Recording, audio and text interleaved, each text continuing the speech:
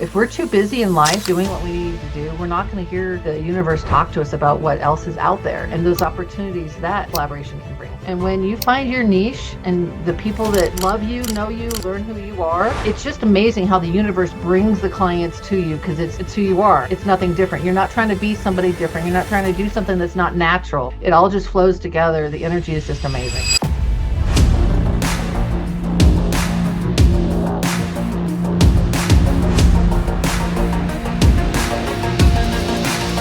What's up, everybody? This is Ryan Van Ornum back with you for another Scaling Up Success podcast episode. Today, I have Noelle Peterson of Start Smart Systems. Noelle, how are you, my friend?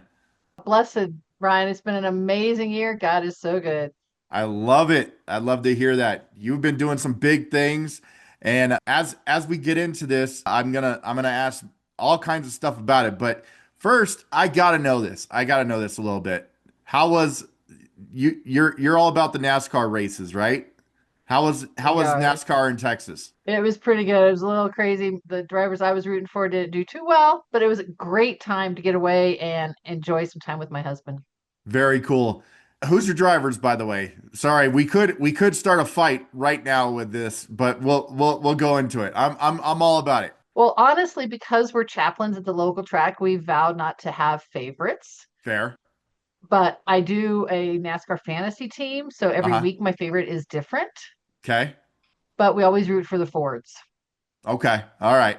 So I just got a full disclosure. I grew up racing sprint cars and being part of a pit crew on my uncle's pit crew. We grew up around the Blaneys. So Uh-huh. Ryan Blaney is one of my favorites. So Yeah, yeah. So yeah, he's pretty good. yeah. Yeah. He drives for Penske. He's pretty good. So Yeah. well, let's just jump into this a little bit more here. So tell me how did you get your start with Smart Start Systems? You've been picking up steam, but where did this all begin? Gosh, Ryan, it goes back so many years. I'm a pastor's wife, so we've spent years overseas. We've spent years in ministry. I was in the government, but everything I've ever done has been about helping everybody else do things faster. And so Okay. it came to a head a few years ago when a friend of ours was helping me decipher what am I, who do I serve best? What do I do best? And it was about systems and helping people put things into place that just make things move smoother, take that stress off your shoulders. And now, I mean, my focus is helping the system businesses automate their systems so that they can focus on what they enjoy doing. I mean, we all have a niche, we all have things we enjoy, and that back end, like not everybody likes to do, but some people like to do it, but it's not necessarily the best use of their skills and their time. So I have found that my skill set is getting things done. I want things marked off tick those boxes, get them all done, and I like to do it.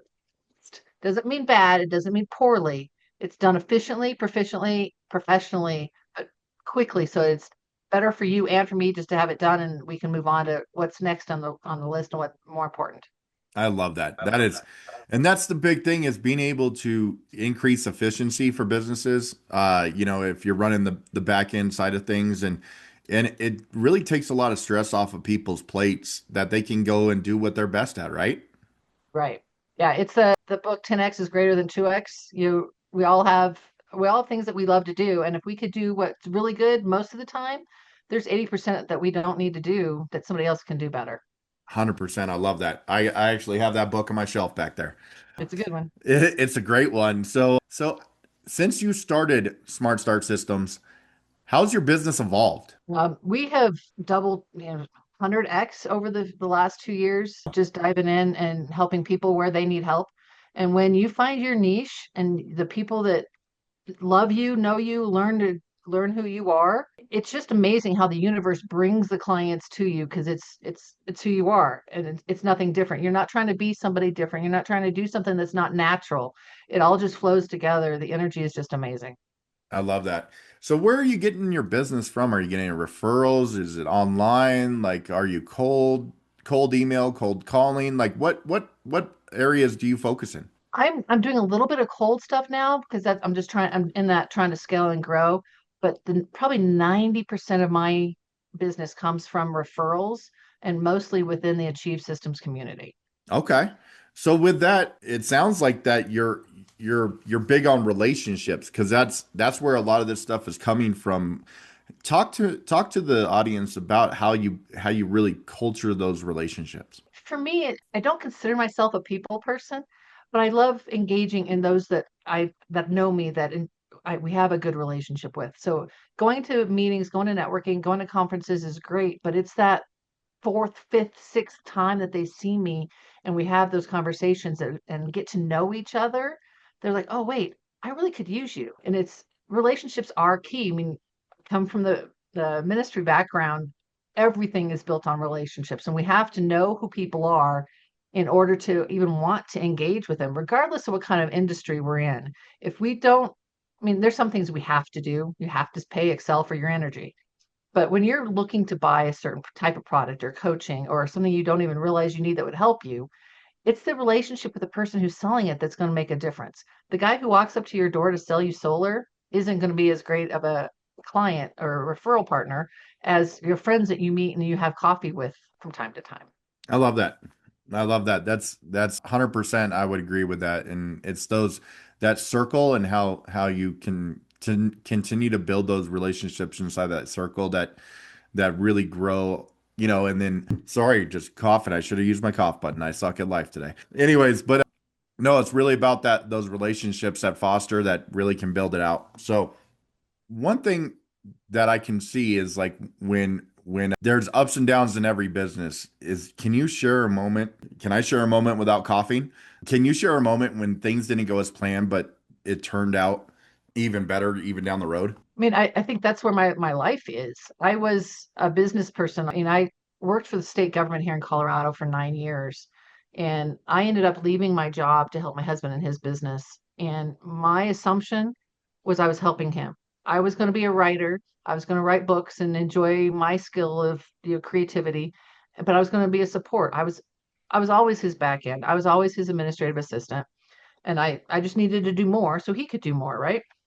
Hmm. And after university and Achieve Systems, and weeks on end and months of growing these relationships with these people, it came very clear to everyone around me and later for me myself that that wasn't my role. I meant to be his assistant. That's all I was trying to do. And now I'm the one who's running a successful business and he's back in ministry because that's where he needs to be. That's cool. That's super cool. It's so interesting how business progresses in different ways, right? And like it seems like just the way that you may not want it to go in a certain way for whatever reason, and it flows there anyway, right? Right? So, what are you most proud about with this journey right now that you're on? That's a good question. It's not something I think about often, that's for sure. I I'm grateful very much for the position we're in, the ability to grow, and the people that we're able to help, and being able, I guess, to be proud of where the company is. This month, I've actually brought my daughter on as my, I'm not going to say assistant because that's not really the right word. I'm empowering her to kind of take over parts of this so that I can do more of what I enjoy. You're Um, leveraging. yeah. And she's a stay-at-home mom. And so being able to hire my children and give her an income that she enjoys, but yet she could still be at home with her kids. I think that's just an amazing opportunity for both of us. That's awesome. That's awesome.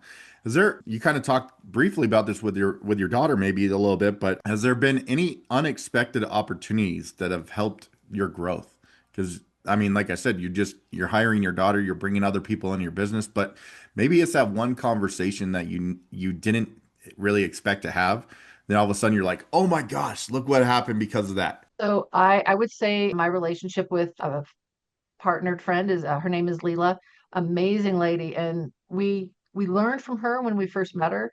We hired her as a coach a while later, and now we're partners. We're offering packages to potential clients to work with both of us to use the skill sets together and leverage both of us. And it's just been a wonderful relationship of collaboration that's just grown over the last couple of years.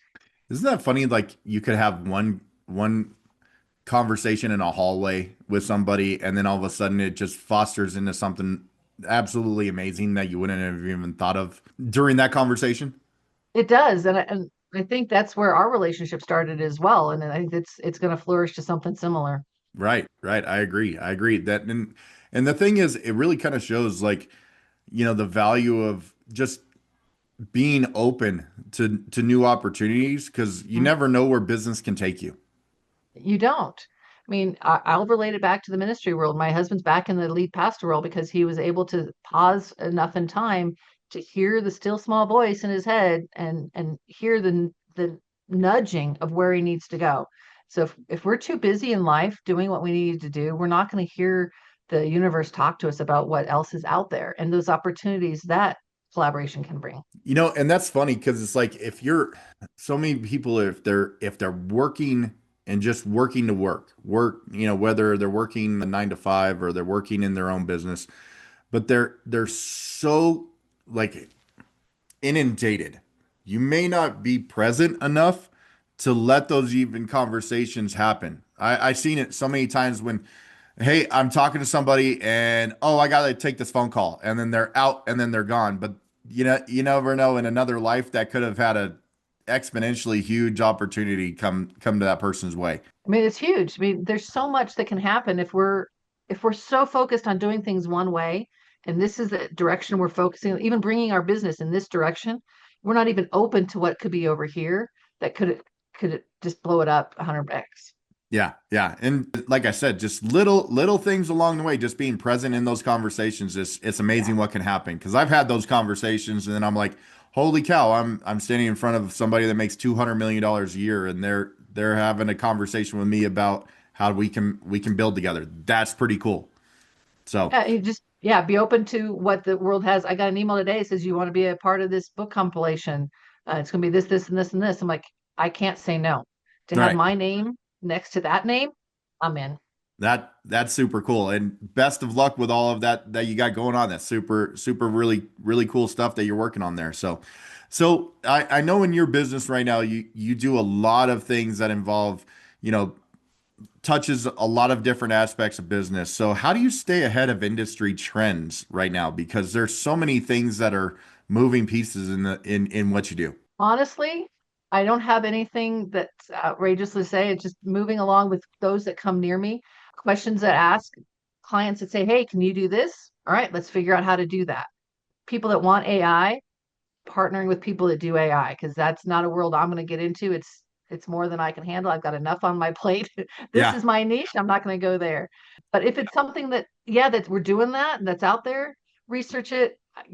I'm bringing my daughter in for part of that because that younger generation knows more, can learn better. And there's something we're working on at the church, her and I and my husband, and it's like I this is over my head. We need to bring somebody else in because I'm just not getting it. I love that. And the thing is you're kind of stay in your lane, right? Like if you have certain things that are going on and the opportunities that you're getting, but you're like, hey, I may need help with this, whether it's artificial intelligence or opportunities like that. It's like, oh, we have these people that can definitely help you with that. And then everybody wins because you're helping that other company. The other company is going to send you business. It's like a big collaboration. It's awesome. Right. Yeah, and that's we want to help each other, and there's no reason that we can't use the skill sets of each other. You use the word leverage. Take advantage of the different things that we have in this world so we can better each other and help our clients even better. Absolutely. So as we kind of look at the scope of how society is kind of changing in business right now, what unique challenges do you feel that business owners face today? There's just a lot to get done. I think we as business owners in general are just overwhelmed with I mean, there's so much we can do, and we just want to do it all ourselves. And I think that's a fault of ours as in human beings. We don't need to do it all. I mean, we use the word leverage a lot in Achieve and here today is we need to leverage the tools, the systems, the businesses, the friends. It's not that you're hiring out staff or hiring staff on. Take advantage of being a part of a team that can help you be more effective. I couldn't agree more because what you're good at, not you per se, but the business owner is good at is Hmm. probably not the stuff that they're being tied down on those little tasks. Like I just as a personal reference, I suck at paperwork and I suck at admin. And I'm like, no, I need certain people to do those roles that are better than me because Yeah. I'm a like a overpaid paperweight basically in those regards because like nope, somebody else has to do that stuff and get me in front of the potential clients and I'll make those deals happen 100%. Yeah, I'm moving to the same way. Like I'd rather make the deals than actually do the little work, but there are some Well, things I enjoy doing. and the thing is, you know your value better than anyone else. Would you agree? Right. Yes, 100%. Nobody else is going to be able to put that value on you. Yeah, and you can articulate that value better than anyone else if you're running a small business. As the person that's the face of the company, you can Yeah. articulate that value. So Yeah. let You've been there the whole time. exactly. Somebody else, it's not somebody else's baby. You're raising this baby up and you can leverage those other pieces and get your time back. So 100% agree with that. What advice would you give to someone starting out on their entrepreneurial journey if they're getting into business for themselves right now? You- it's overrated. I always put it off and say, yeah, whatever. You need to know who your client is. Hmm. Who is it that you're working for? Your skill set, and only way you can communicate to them is to know exactly who they are. If you can tell Susie how you can help her fix her problem, Joe and Tom and Cassie and are all going to understand it as well. But you need to be able to speak to your audience. Otherwise, you're speaking too broad and nobody's going to hear you. I always kind of feel like I create like two different avatars per se. So like give me like the target of who I want to work with. Like all right, for a male demographic, it could be that I'm looking for the 45-year-old that has a wife and three kids that, he's now taking this business to this level. And maybe like the female avatar is the super mom that's trying to, like the 32-year-old super mom that's trying to build something on her own, that, these different avatars like that, if you get very finite about it, you actually what you build on expands, right? What you focus on expands. So it's like I'm going to focus on building those avatars out and then I'm going to create a culture that's going to bring those type of people towards what we're looking for. Yeah. You can't speak to women in their 30s because nobody's going to hear you because you're not you need to be able to say words that connect with them independently and indirectly so that they hear you. Otherwise, it's just noise. Right, right. And the other thing too is like, I mean, there is so much. I can't remember the exact number, but there's like hundreds and hundreds of millions of websites. There's, like social media, like you just can't keep like there's so much out there. It fades into white noise. So how do you make yourself stand out? You have to get very finite with your demographics on those pieces, but then also be able to cater to whoever came into the opportunities. So, Mhm. it's kind of like having like this opportunity for these very niche people, but at the same time being able to service anyone that comes along. Yeah. Yeah. You can service everybody, but you need to be able to speak to who who do you enjoy working with? Because I Right. can work with lots of people, but I enjoy working with female coaches. They get me, they understand we have a relationship, we have a language. Yeah. Yeah. Other people you see me at university, and lots of people get what I do and can understand and want to jump in. The people I enjoy working with are those empty nest mom female coaches that want to grow their business. This avatar kind of speaks to it a little bit too. And the thing, and the way that I look at it too is like, man, you give me someone that's a hard charger, and we will run through walls together. Like it doesn't matter if it's male, female. Like I definitely like I feel for me, it's probably somebody in their 30s or 40s, that I usually see like in those demographics, they're trying to leave that legacy for their family. I can resonate with them, and like I said, we'll run through walls together to make it work. So I love that you have your avatars. I love that you have your demographic that you're working with, and it sets you apart, and people want, and it resonates with people. That's fantastic. So as you're growing out Start Smart Systems, what's next? What's on the horizon for the end of the year? I am writing another book. So I am going to focus on, I wrote a book called Dream Life Planner years ago, and I felt like it never actually fit with what I do. But I think this book is going to tie it all together and help somebody figure out who their niche is, who they are as a person, what their superpower is, and how to design that out for them in their life. And I'm really excited. I'm like 6 chapters in, so it's really kind of cool. And then I'm trying to grow Start Smart Systems so that I'm not doing it. I love it. So leveraging Cynergists, leveraging my daughter, and then pulling me out. Can't beat that. That's awesome stuff. Noelle Peterson, it's been an awesome pleasure to have you on the Scaling Up Success podcast. How can people get a hold of you if not if, when they want your business? StartSmartSystems.com is my website, or you can text me at 253, and then the word is to start. So just text anything to that number, or my email is noelle@startsmartsystems.com. That is too easy. Ladies and gentlemen, Noelle Peterson, Start Smart Systems. Thank you so much for being a part of the Scaling Up Success podcast. We have thoroughly enjoyed having you on the program today. And best of luck with everything happening in 2025, and best of luck in your future endeavors and everything moving forward. Thank you, sir. Thanks for having me here. Absolutely. Once again, Ryan Van Ornum, Scaling Up Success podcast, powered by Cynergists. And have a wonderful day, everyone. Take care.